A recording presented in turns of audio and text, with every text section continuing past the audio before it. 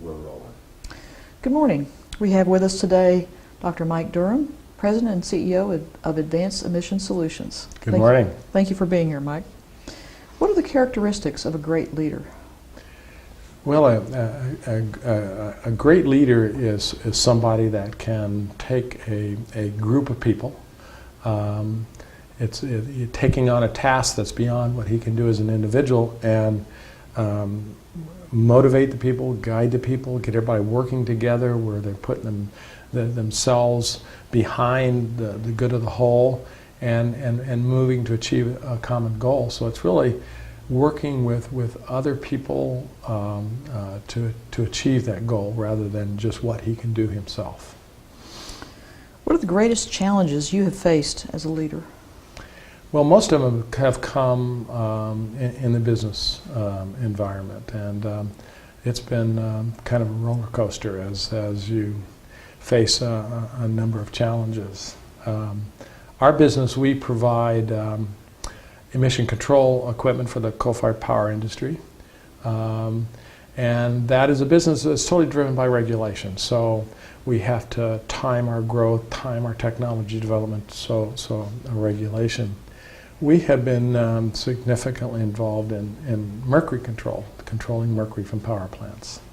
And there was a rule that was moving through EPA. It was scheduled to be where all power plants had to start controlling mercury in 2008, and we decided the power industry needed a chemical that we were using to control mercury produced at a larger level. So at that time we took a chance. We were a small company with about $20 million and started building the largest activated carbon plant in the world, and raised $400 million for that, and got that plant going.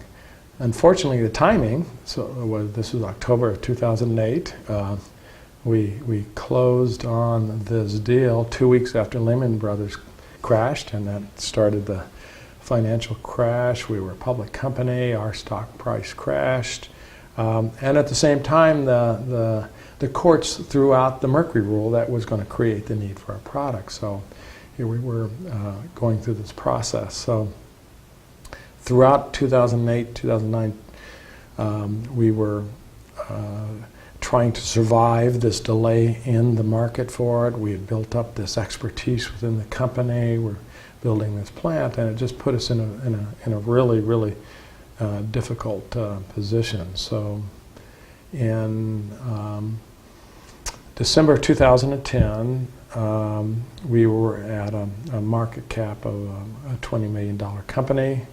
We had financed and built this plant, but obviously most of it was debt and other people's money. And at the same time, we had, by raising our head into this industry, the competitors, one of the greatest ways of going after somebody new, and a new entry is lawsuits. So there's two companies that were,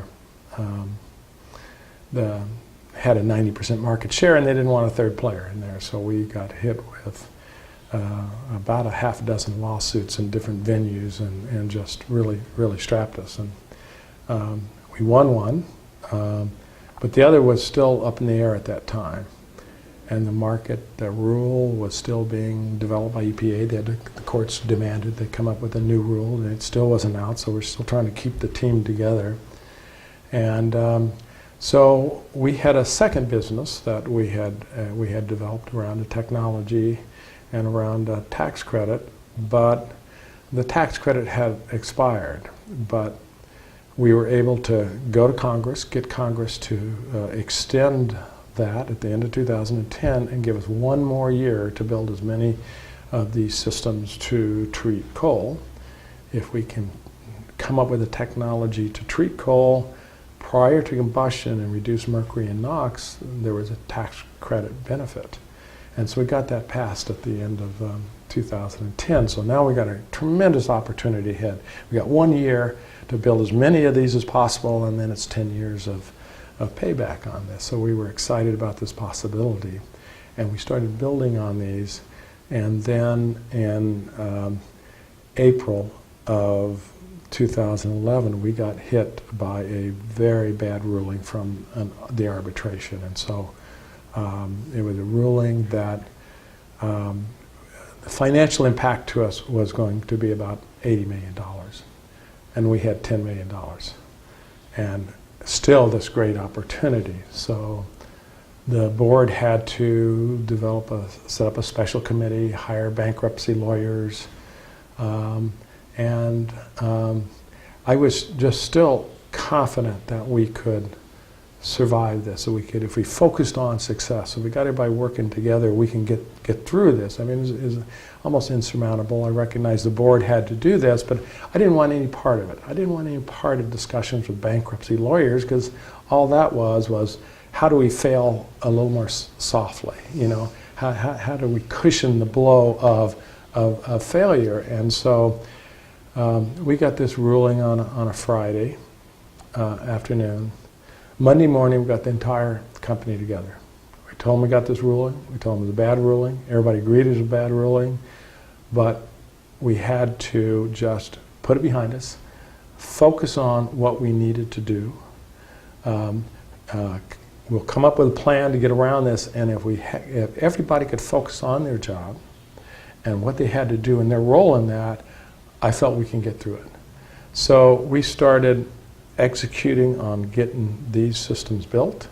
We actually developed a new technology at that time, and what is usually a 3-year process of getting that technology and implemented in power plants, we decided we could possibly get this done in 1 year to take advantage of this tax credit. And so that meant, instead of doing things in series, you do this, you test it in the lab, and then you test it pilot scale, then full scale, and then you start building equipment, that we would start activities assuming success on each of these 5 parts of it. You know, where we're going to get the money, how we're going to do that, and divide it into teams and set it up so that don't worry about this, and this happening, just focus on your part, and start designing the equipment as if this technology is going to be proven successful. Start selling to power plants. We've got to get a power plant to allow us to treat his coal, even with something that's never been put on coal before, and tell them that we think nothing bad's going to happen, but it could. And we had to raise the money to do it, and our stock price was way down because of this potential bankruptcy. But we got everybody moving, focusing on their setup, and with the original goal of getting 6 of these refined coal facilities built. We were on the day before New Year's getting the 26th completed.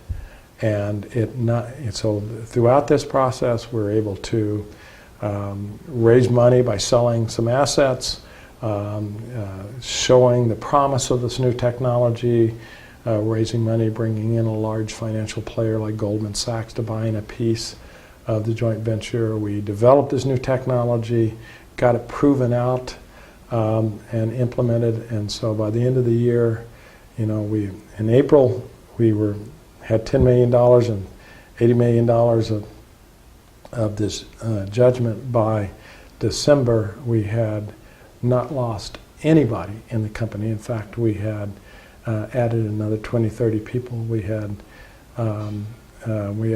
raised money, had $30 million in the bank, and created and proven out 26 facilities that could then, well, we're expecting for us and our joint venture, it's going to pay out for about $2 billion through now in 2021.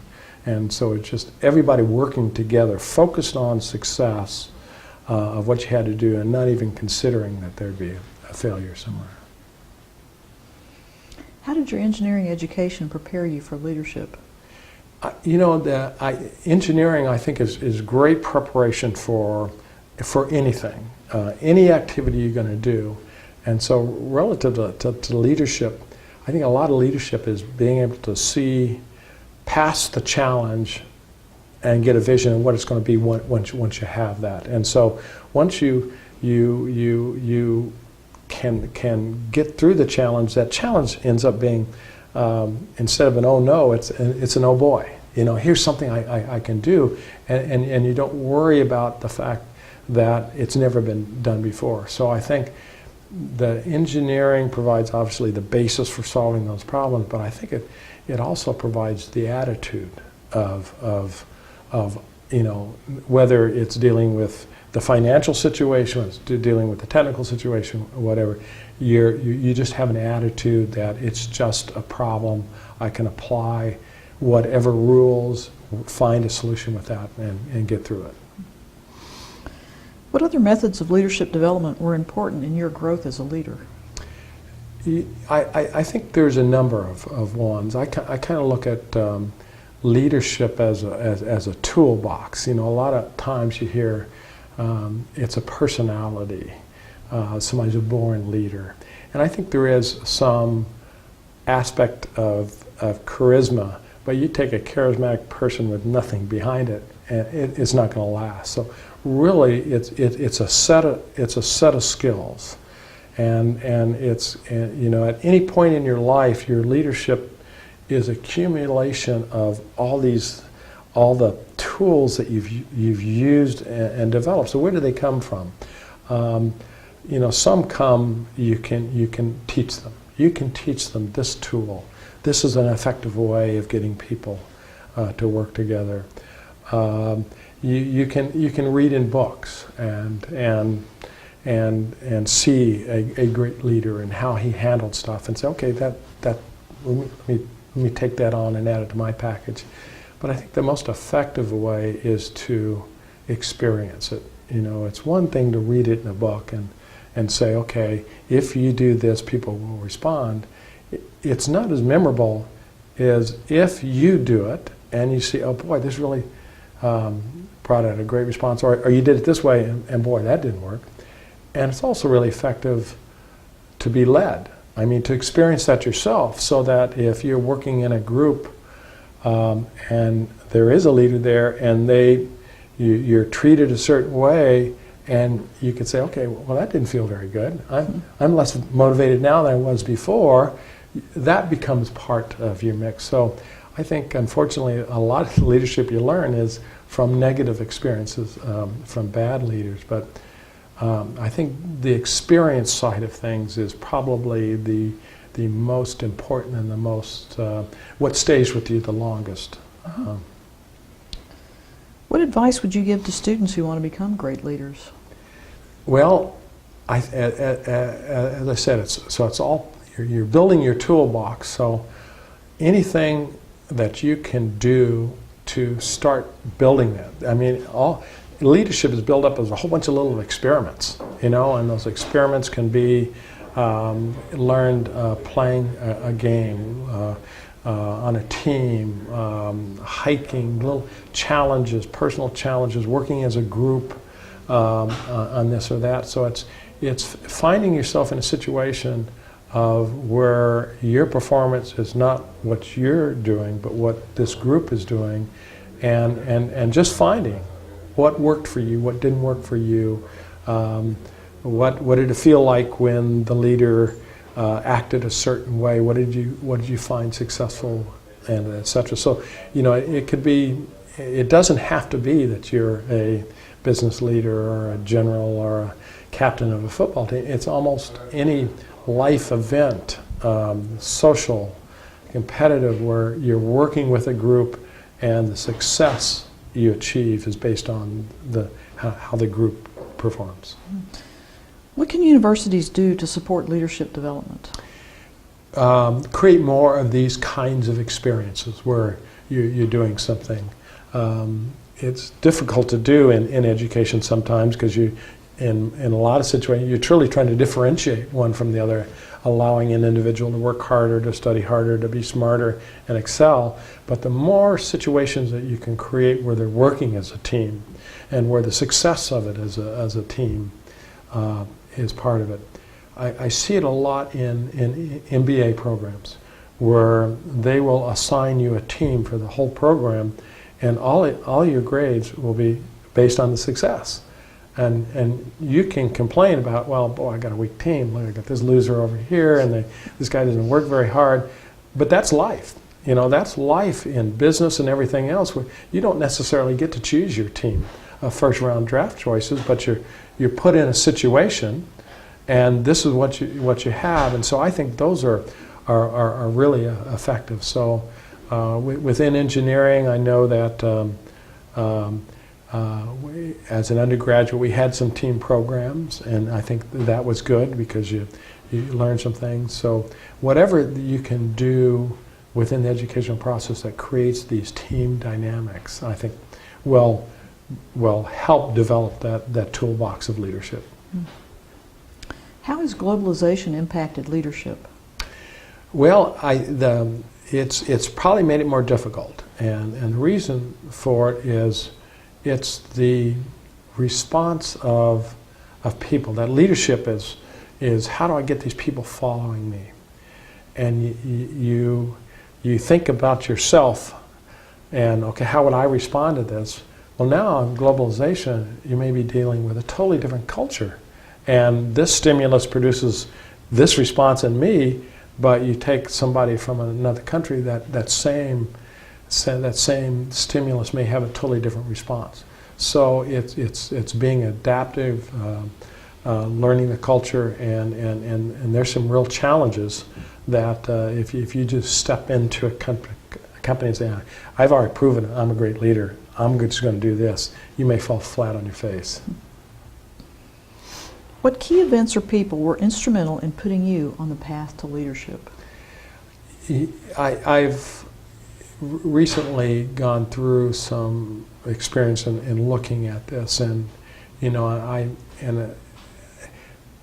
I'd say a lot of my leadership came from negative experiences, but I had two really strong leaders I can look at, and I just learned so much from. And one was my father, as a career military, and just I would see it both from how he treated his reports and the men who served for him, and also as a child, and what worked on me and what didn't work on me, and seeing him change and adapt.